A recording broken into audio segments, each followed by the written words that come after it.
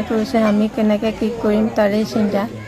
গতিকে যদি সকলো ফালৰ পৰা অকণ সুবিধা পাওঁ তেতিয়াহ'লে আমাৰ ভাল হয়। যোৱা নিশা 4:30 বজাত লোহাৰ গেটখন ভাঙি হাতী সোমাই আহি প্ৰথম মোৰ নামঘৰৰ দুৱাৰখন ভাঙে। তাৰপিছতে আহি মোৰ গ্ৰিলখন ভাঙে। গ্ৰিল ভঙাৰ পিছতে মোৰ দোকানৰ ৱালখন ভাঙে। তাৰপিছত আপোনাৰ মেইন ঘৰৰ ড্ৰয়িং ৰুমৰ খিৰিকী আৰু ৱালৰ সৈতে ভাঙে আৰু বেডৰুমৰ মাৰ বেডৰুমটোৰ দুৱাৰৰ খিৰিকী ৱালৰ সৈতে ভাঙে। হাতীটোৱে ইমানেই অত্যাচাৰ কৰে যে অকল মানে খেদিব পৰা নাই। তাৰপিছত একো নাপায়, শেষত যেনিবা ওলাই গ'ল আৰু বিস্তৰ ক্ষতি হৈছে। আৰু ইয়াৰ থ্ৰুৱেদি মই প্ৰশাসনক এটাই অনুৰোধ জনাওঁ, যি হৈ গ'ল অকণমান যাতে আৰ্থিক দিশটোৰ ফালৰ পৰা সহায় কৰে। কাৰণ মই সৰু সুৰা দোকান দি ব্যৱসায় কৰি খোৱা মানুহ, অকণমান আৰ্থিক দিশটোত সহায় কৰিলে যেন মোক সুবিধা কৰে। খবৰ তেখেতসকলক কেনেকৈ পালে নাজানো। হাতী যোৱাৰ পিছত তেখেতসকল আহি টৰ্চটো মাৰি চাই পেলাই আমি আকৌ অহাকালি আহিম বুলি গুচি গ'ল। কিন্তু বৰ্তমান সময়লৈকে তেখেতসকলৰ কোনো অহা নাই।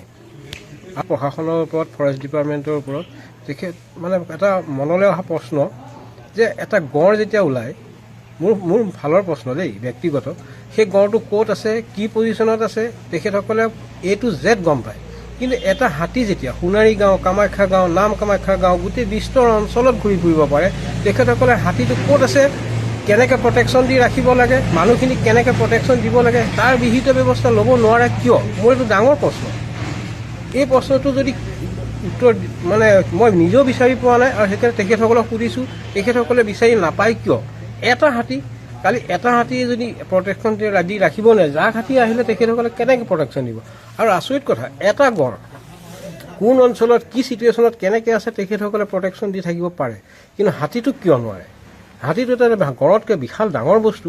আৰু তেখেতসকলে যদি ইচ্ছা কৰিলেহেঁতেন ধুনীয়াকৈ খেদি নিৰাপদ জেগাত হাতীটোক অৱস্থান কৰাব পাৰিলেহেঁতেন, গাঁৱৰ মানুহখিনি, ৰাইজখিনি, দুখীয়া ৰাইজখিনি সহায় পালেহেঁতেন।